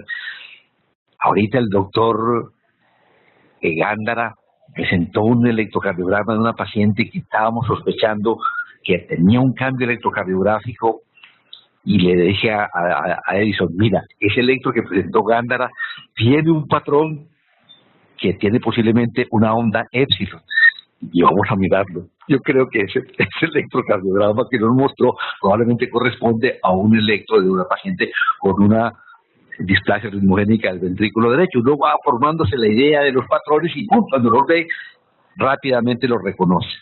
Y la otra es estos cuadros de ayuda diagnóstica que de pronto precisa qué son las condiciones que se requieren para diagnóstico de ritmo sinusal, problemas técnicos más frecuentes, etcétera, etcétera. Bueno, yo les voy a mandar igualmente un enlace, porque en la facultad, el trabajo de educación médica continua, se ha venido llevando videos a YouTube, y hay toda una colección de videos didácticos que les puede ser de utilidad en un determinado momento y los puedan consultar. Estos son todos los videitos que tenemos de electrocardiografía.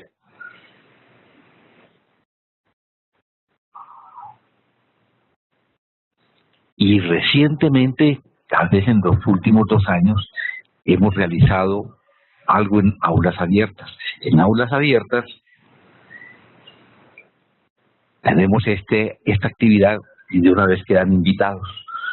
Los primeros miércoles del mes invitamos a los médicos generales a ingresar de forma sincrónica a un encuentro donde discutimos 4 o 5 casos clínicos con su electrocardiograma, casos que han sido remitidos por los médicos generales que hemos encontrado interesantes, que se han equivocado, que han hecho diagnósticos brillantes, en fin, alguna anécdota que le enseña a uno de la práctica diaria. Entonces, los invitamos, y de una vez este próximo miércoles, si se anima alguno de ustedes a entrar, les vamos a hacer llegar algunos casos clínicos para que puedan estar en esa actividad, que quedan grabadas y quedan allí metiditas en la plataforma de la facultad.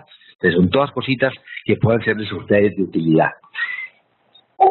Así como los 10 mandamientos que Andrés Felipe nos estaba mostrando ahorita sobre hipertensión arterial, de pronto estas 10 recomendaciones para hacer una buena interpretación de un electrocardiograma.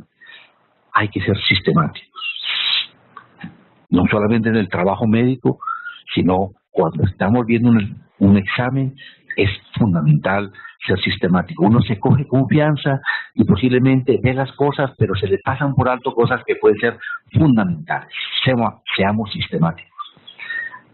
Siempre el trabajo de correlación clínica, es una ayuda, pero lo más importante es el enfoque clínico que estemos haciendo de cada paciente.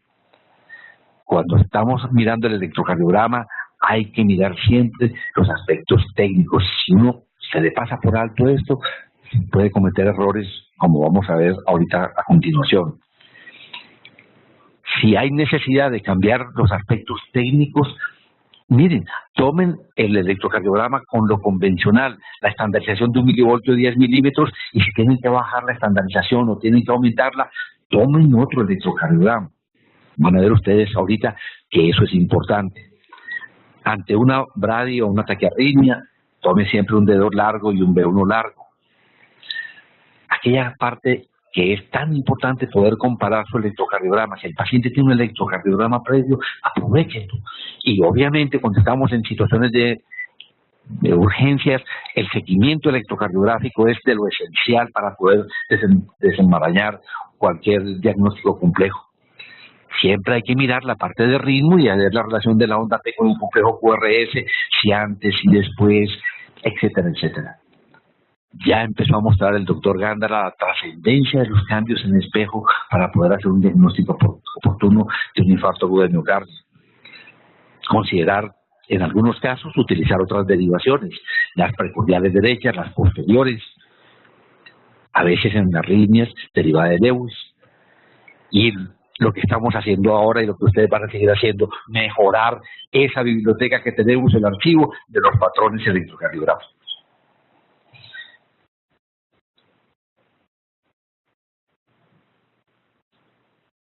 Es una propuesta para ser sistemáticos. Esta es una propuesta de lectura, pero ustedes pueden tener cualquier orden. La idea es que tengan un orden y sigan ese orden, ¿de acuerdo?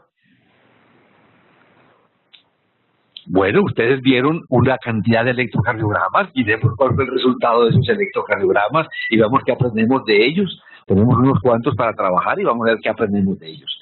El primero, un hombre de 59 años. Tiene un estabaquismo leve en la juventud, hiperplasia prostática benigna, prostatectomía abierta se le hizo en esa oportunidad. Sus antecedentes, en la historia clínica hay antecedente de episodios de taquicardia por lo menos en 2 ocasiones. Ahora consulta por 40 minutos de palpitaciones y dolor torácico. Fue a urgencias y el médico, por los hallazgos electrocardiográficos, posiblemente la historia clínica no está aquí muy precisa, se le decide dar una carga de asa, clopidogrel, y se le hace trombolisis con tecnoteplasia. Nos está diciendo el doctor Gándara cómo proceder en estas circunstancias y veamos el electrocardiograma. Ustedes lo vieron, ¿cierto? Ese electrocardiograma es bien interesante. Aquí tenemos las derivaciones precordiales, aquí tenemos las derivaciones estándares. Ustedes vieron ese electrocardiograma, ¿cierto? Donde vimos que esa paciente tenía un ritmo regular, una frecuencia alta, que los complejos eran estrechos, y formulamos estas preguntas. El colega tomó esta decisión por la presencia de dolor precordial, vio descensos del segmento ST en varias derivaciones y una elevación del segmento ST en ABR, y pensó muy seriamente que estaba ante un síndrome coronario agudo y dio pues su tecnoteplasia. La opinión de ustedes es, la mitad están de acuerdo con el colega, la mitad no están de acuerdo con el colega. ¿Ah? Entonces, hacer medicina es muy difícil. Los casos que son claritos, todos estamos de acuerdo, pero justamente estos casos le ponen a uno la dificultad. Pues, y la otra parte, justifica el cambio de estandarización en las precordiales. Miren ustedes que algunos están de acuerdo en que sí, otros que no, otros no saben si realmente eso es importante o no. ¿Sí? Y miren los diagnósticos, cómo se proponen. Taquicardia supraventricular más una lesión del tronco izquierdo. Taquicardia posiblemente por reentrada nodal, taquicardia sinusal e infarto agudo de miocardio sin elevación del segmento ST, y un pequeño grupito que no sabe cómo enfrentar la cosa. Pues, jóvenes, miremos la cosa que es interesante, ¿cierto? Miren esto, estamos frente a un paciente que tiene una frecuencia alta, 300, 150, 180 por minuto, rítmico completamente. Estamos ante una taquicardia rítmica. ¿Complejos estrechos o anchos? Estrechos, definitivamente son complejos estrechos. Es una taquicardia supraventricular. Taquicardia rítmica de complejos estrechos es una taquicardia supraventricular. Buscamos onda P juiciosamente y de pronto, aquí en la parte de atrás del QRS no somos capaces de identificar onda P, pero si ustedes ven con juicio, y seguramente lo hicieron, por aquí hay una ondita P en esta ABS que se alcanza a ver. Siempre en taquiarritmias hay que ver muy juiciosamente B1. Y vean ustedes cómo en B1 se alcanza a ver esta pequeñita onda P posterior al complejo QRS. Entonces, hombre, estamos ante una taquicardia rítmica de complejos estrechos y que hay una ondita P posterior al complejo. No, hermano, esta vaina, una de dos. O es una taquicardia por reentrada nodal o es una taquicardia atrioventricular con un movimiento circular utilizando en forma ortodrómica un haz anómalo. Esas son las dos posibilidades diagnósticas. Ambas taquicardias se acompañan de cambios del segmento ST, como los que se ven aquí en este paciente. Esta depresión del segmento ST que se ve en D1, en D2, en D3, en ABF, la elevación que se ve en ABR, la depresión que se ve en B5, B6, pero vean ustedes lo que ocurre. Si yo bajo la estandarización, pierdo finura en el detalle electrocardiográfico. Por eso la recomendación, hombre, yo encuentro que los complejos se me están juntando y necesito ver con claridad los complejos QRS. Ajá, bájele la estandarización, pero tenga tomadito el electrocardiograma con las condiciones usuales del electrocardiograma, porque se le pierde uno detalle de la onda P, de qué tan profundo está el segmento ST, etcétera, etcétera.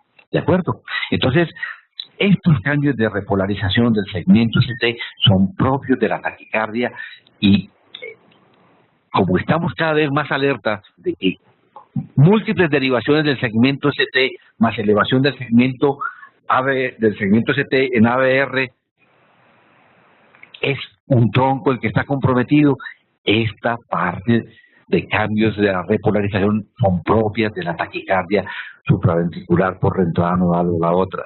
Entonces, este paciente se le hizo una maniobra vagal, entró a ritmo sinusal y ese segmento ST se normalizó completamente.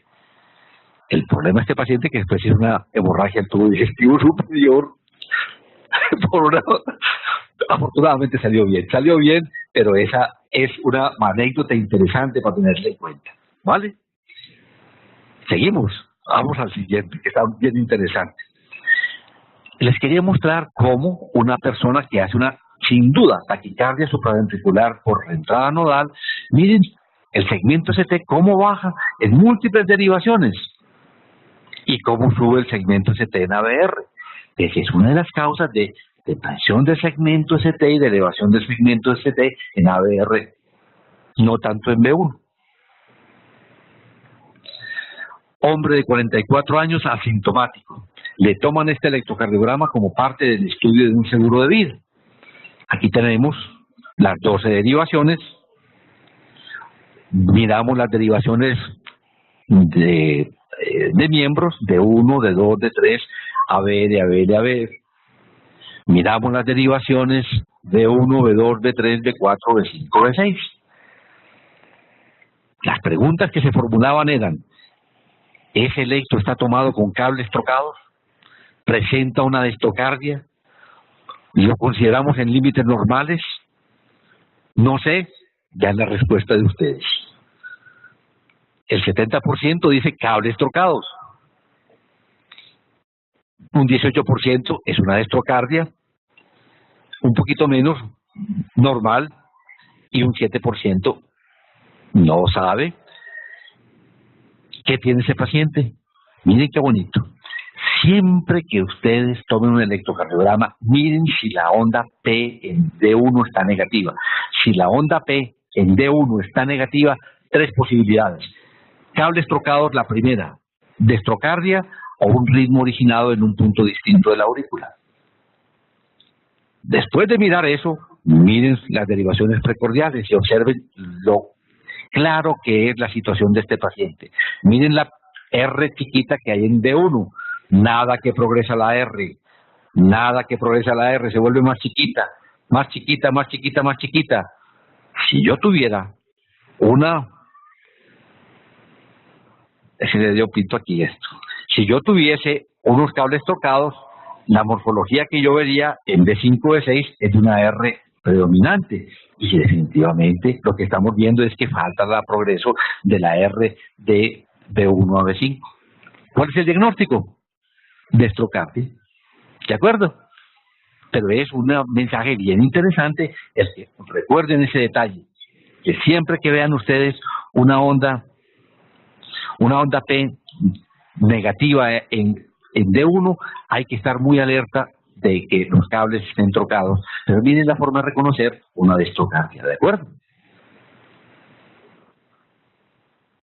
Recuerden que a este paciente le tomaríamos precordiales derechas y haríamos el intercambio de los cables para poder tomar el electrocardiograma propio para un paciente con una dextrocardia, ¿cierto?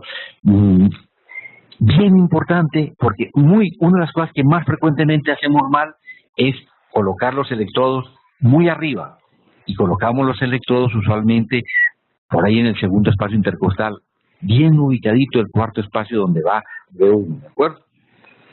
No se olviden la ubicación de los electrodos cuando necesitamos derivaciones posteriores. Vamos a este otro. Este es un electro que el patrón de ese electrocardiograma es indispensable reconocerlo porque le ayuda a uno a salir de situaciones. La historia es, un hombre de 20 años lo llevan a urgencias por convulsiones. Está hipotenso, 80-50. Dentro del estudio de este paciente, llega taquicárdico, le toman este electrocardiograma. Miren ustedes las derivaciones de 1, de 2, de 3, ABR, ABL, ABF, B1, B2, B3, B4, B5, B6. Este es un patrón característico de algo. Taquicardia ventricular monomórfica, taquicardia supraventricular con aberrancia, está intoxicado con un bloqueador de los canales de sodio, ¿no sabe?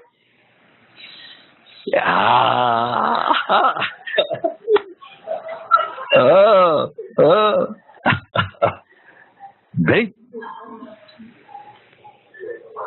Interesante, ¿cierto? Vean ustedes qué cosa tan linda el patrón que debemos reconocer. Este paciente tiene un ritmo sinusal. Aquí está la ondita P, vista con mucho juicio, ahí está la ondita P. Y es interesante porque a veces he visto pacientes que llegan con un patrón de esta índole y el médico interpreta una taquicardia ventricular y como está hipotenso, ¡pah!, lo quema y está quemando un paciente con taquicardia sinusal. No va a cambiar nada, ¿cierto? Entonces, miren esa parte tan interesante. Ese detalle. Una S importante en D1, una R importante en ABR y en B1 una onda que medio empieza a subir ese segmento ST. Eso, mis amigos, es característico de, miren, P, S profunda en D1, R de más de 3 milímetros en ABR y a veces esta parte que empieza a ser como umbrugada es propio de una sustancia que modifica los canales de sodio. Una intoxicación por tricíclicos puede ser lo de esta chica o el consumo de cocaína. Entonces, el manejo de este paciente es simplemente con bicarbonato de sodio y miren cómo cambia completamente el patrón. Desaparece la S de 1, desaparece la R terminal de ABR y desaparece esa pequeña elevación del segmento ST en B1. ¿Vale? Ese es el patrón y se reconoce y uno lo saca de líos al poder mirar ese detalle. No se olviden de ese detalle. Aquí está. Ese es en D1. Y eso todo es por modificación de los canales de sodio. Hace que el QRS se vuelva más ancho porque en la fase 0 de la despolarización se modifica, da esa parte terminal de la onda R en ABR y nos permiten tener ese patrón y reconocer intoxicación por tricíclicos o por cocaína, ¿cierto? Hombre de 62 años acude a urgencias por dolor de pecho y diaforesis. Inició hace 1 hora. Dolor de pecho, diaforesis. Ese paciente tiene un infarto agudo de miocardio como primera opción, ¿cierto? Y vemos el electrocardiograma, tal como lo hacías ahorita y insististe, voy a buscar si hay una elevación del segmento ST. Nos llamó el doctor Gándara a la atención esta tarde, que eso era una cosa a veces muy tenue y que nos teníamos que estar muy atentos a cambios aún tan sutiles. ¿Qué piensan de este electrocardiograma? Uno busca segmento ST elevado por alguna parte que lo oriente aún, y entonces aquí tenemos una forma más cerquita de ver las derivaciones de miembros, las derivaciones precordiales, y viene la pregunta. ¿Se considera un síndrome coronario agudo sin elevación del segmento ST? ¿Es un equivalente de síndrome coronario agudo con elevación del segmento ST? ¿Tiene una repolarización temprana? Es que no es fácil el trabajo de medicina y ponernos totalmente de acuerdo, ¿no? Ven ustedes que están las cosas como miti-miti, ¿eh? Y fíjense, tan distinto el manejo de infarto de miocardio con elevación del segmento ST a infarto de miocardio sin elevación del segmento ST. ¿Qué tiene ese paciente? No lo van a olvidar. Esta depresión del segmento ST.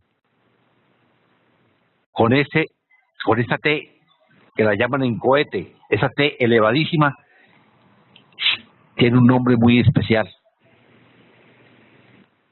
Onda típica de Winter. ¿Qué está pasando con ese paciente? Ese paciente que llegó hace una hora de dolor de pecho, tiene la descendente anterior en su hostia tapada. Si no lo atendemos rápidamente o en unas horas, a veces esto se mantiene, ese patrón se mantiene a veces en el tiempo, pero si se evoluciona, el segmento se te empieza a echar para arriba y ya hay un infarto establecido. Si encontramos un patrón de estos y llamamos al hemodinamista, vamos a salvar mucho de ese ventrículo izquierdo. Es uno de los equivalentes de elevación de segmento ST y no veíamos elevación del segmento ST. Esa depresión del segmento ST por esa T tan elevada, T de Winter, llámenla al hemodinamista. ¿Ok? Otros patrones que vale la pena recordar en síndrome coronario agudo.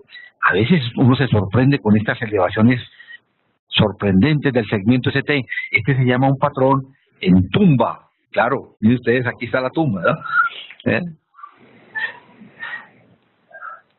Y no se olviden un síndrome que es el síndrome de Wellens, que es un síndrome de angina inestable.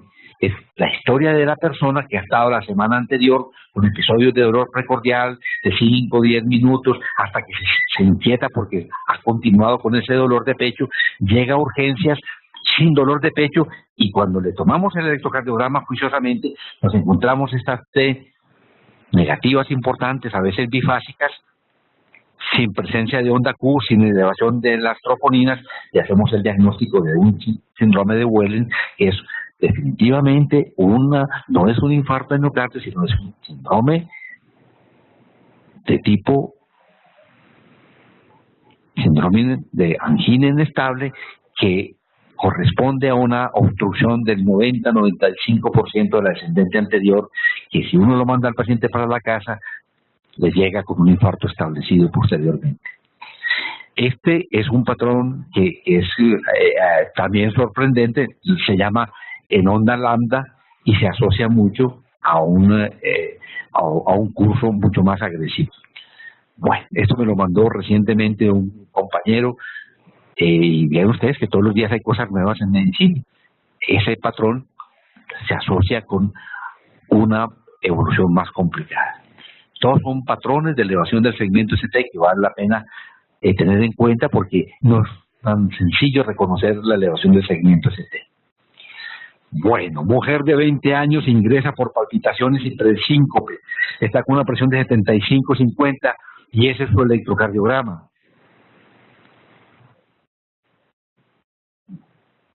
Ese es un patrón que hay que reconocerlo y van a ver ustedes que se repite y se repite y uno es capaz de identificarlo inmediatamente. Ahí tenemos una aproximación, las derivaciones de tórax, de miembros y las derivaciones precordiales.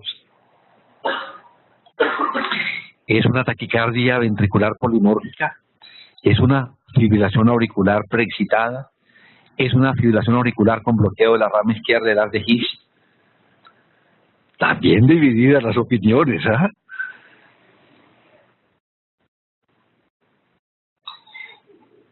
¿Cuál es el patrón que le permite a uno llegar al diagnóstico?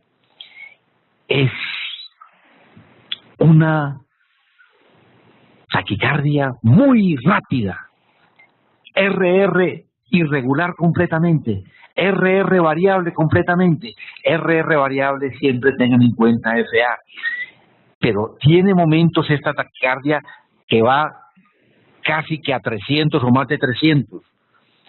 Este patrón de una taquicardia tan rápida, de complejos anchos y frecuencias que se acercan a 300, es lo típico de una FA preexcitada. Esto es una FA preexcitada. Y la única solución para esto es hacer cardioversión del paciente. Y miren el patrón. Esto se repite. Este es de un muchacho de 39 años que empezó a palpitaciones. Y miren ustedes, ese es el patrón que se repite. Aquí ven ustedes la frecuencia tan alta que tiene en el momento que se descarga y cómo aparece posteriormente claramente un PD corto y una onda delta, una vez que se convirtió a ritmo sinusal.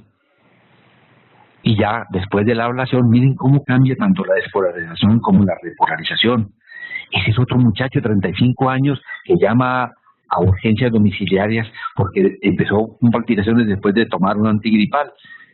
Ese es el patrón, ¿lo ven? Complejos QRS anchos. Miren la forma de los complejos QRS anchos, el RR irregular y la frecuencia tan alta. FA preexcitada. Solución, cardioversión. Miren, ese muchacho aquí sale de la cardioversión con un PD corto y con su onda delta que lo caracteriza de que tiene una preexcitación una vez que sale de su arritmia. Otro ejemplo, miren que se repite el patrón. Ahí es la trascendencia de reconocer patrones. ¿Por qué se da esa circunstancia?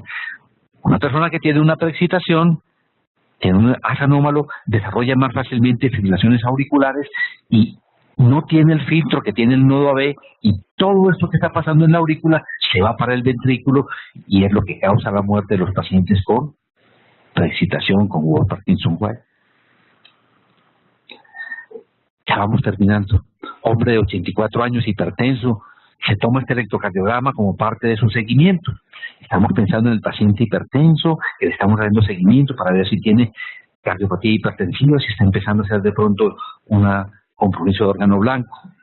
Pues hombre, si nosotros tomamos este electrocardiograma, no nos llama la atención que tenga unos voltajes muy altos. Y aquí de pronto si uno le hace el Sokolov-Lyon es negativo, si le hace el Cornell es negativo. Resulta, los que de pronto no están informados, que hay recientemente una publicación bonita, este es del año pasado, donde un grupo de investigadores liderados por Peguero y por Lopresti nos hacen una propuesta de un nuevo índice que es bonito para aplicarlo precisamente cuando uno tenga dudas. Y nos dicen, miren, cuando usted sume la SDD4 más la S más profunda de las derivaciones precordiales, y eso le da en una mujer 2.3 milivoltios, o sea 23 milímetros, si la estandarización es de 1 milivoltio 10 milímetros, o en un hombre 28 milímetros, hay hipertrofia ventricular izquierda. Entonces, este paciente, cuando le hacemos, y es muy bonita la explicación que hace el Peguero Lopresti, cuando yo tengo un corazón normal, miren la forma como se despolariza y el eje que tiene ese vector de ese ventrículo. Nos da una S pequeñita en B4, una S un poquito más profunda en B3, pero cuando la masa ventricular se hace mucho más grande, me cambia ese eje y hace que aparezcan unas S más profundas en B4 y en otras derivaciones. Entonces simplemente sumar la S de B4 más la otra S más profunda de las precordiales y nos ayuda a tener resolvernos la duda cuando de pronto tenemos la inquietud y no aparecen los otros signos positivos. Entonces, vean ustedes la respuesta de ustedes. 66% si estuvieron de acuerdo en que había signos de hipertensión, de hipertrofia ventricular izquierda, 18% dijeron que no. Es una de las novedades que hay, siempre se sorprende uno con cositas nuevas en el electrocardiografía. Bueno, este electro sí es muy importante reconocerlo, porque cada vez estamos recibiendo más pacientes que están con medicaciones antihipertensivas y hay pacientes que sobrepasan mucho más tiempo de ciertas enfermedades crónicas. Un hombre de 82 años de edad hace una semana no se viene sintiendo bien, tiene antecedentes de diabetes mellitus, hipertensión arterial, de enfermedad coronaria y falla cardíaca, como casi todos los que vemos nosotros aquí en medicina interna, y se le toma este electrocardiograma. Nos llama la atención de entrada muchas cosas de ese electrocardiograma. Miren un acercamiento de las derivaciones de miembros, de las derivaciones precordiales, y miren la propuesta de diagnóstica. Tiene un bloqueo de rama izquierda del haz de His, presenta una hipercalemia, presenta una taquicardia ventricular. Sí. Vean ustedes cómo se va perdiendo la onda P, no se ve onda P, el complejo QRS se ha vuelto ancho, pero lo que no le deja a uno la menor duda es esa onda P altísima en tienda de campaña que le dice a uno, ese paciente tiene una hipercalemia. Ese es el patrón, ese electrocardiograma lo reconoce a uno indudablemente como una hipercalemia. El paciente que ha estado de pronto recibiendo espironolactona como cuarto medicamento para el manejo de su hipertensión arterial, o el paciente que ha estado en falla cardíaca y se le olvida a uno de vez en cuando mirar qué pasa con el potasio del paciente, lo sorprende a uno con un electrocardiograma de esta índole. Pues si ya no nos da tiempo, yo me comprometo a mandarles la solución de todos los electrocardiogramas que les propusimos en el pretest, porque creo que están ustedes con motivación para recibir la retroalimentación de ese pretest, que agradezco muchísimo que lo hayan respondido. Lo que quiero contarles es que realmente cada vez tenemos más recursos para tomar el electrocardiograma. Ya en este momento, simplemente yo creo que Andrés Felipe se consiguió uno de estos aparaticos donde simplemente el paciente coloca por detrás unas plaquitas y está mirando el electrocardiograma en cualquier momento. Al paciente que uno ha estado siguiendo toda la vida porque tiene pedidos corticos de palpitaciones, la posibilidad de que el paciente lo pueda monitorizarse inmediatamente, son facilidades que tenemos en este momento para hacer perfectamente el monitoreo del electrocardiograma. Miren qué aparatico tan lindo que salió al mercado hace un par de años, que tiene la posibilidad de uno de conectar no solamente el electrocardiograma, sino pulsoximetría, tomar presión arterial, etcétera, etcétera. Miren qué aparatos tan chéveres todos los que van surgiendo y que nos van a facilitar la vida tremendamente. Y la reflexión final a propósito de este ejercicio que hemos hecho.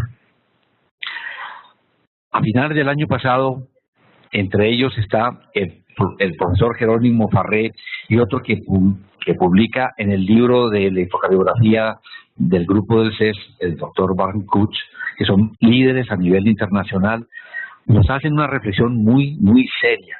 Empiezan a estudiar cómo está la precisión de diagnóstico de los médicos generales, de los internistas, y se encuentran que hay deficiencias importantes en aquellas cosas que deberían conocer, sobre todo quienes tienen que trabajar en urgencias y quienes tienen que tener como función específica interpretar el electrocardiograma en el manejo de sus pacientes. Y hacen una serie de propuestas bonitas de aquellas cosas que definitivamente deben conocer los médicos generales y que no pueden dejar pasar por alto porque son definitivamente vitales y pueden causar la muerte del paciente si no se hacen. De manera que estas reflexiones nos permiten entender de que se necesita un trabajo de educación continua para que se mantengan los niveles de reconocimiento de los patrones electrocardiográficos que les permitan tomar las decisiones más apropiadas. Esta es la parte final, recordarles otra vez las recomendaciones generales para leer un electrocardiograma, y muchísimas gracias, y nuevamente la gratitud por el haber contestado tan generosamente el pretest.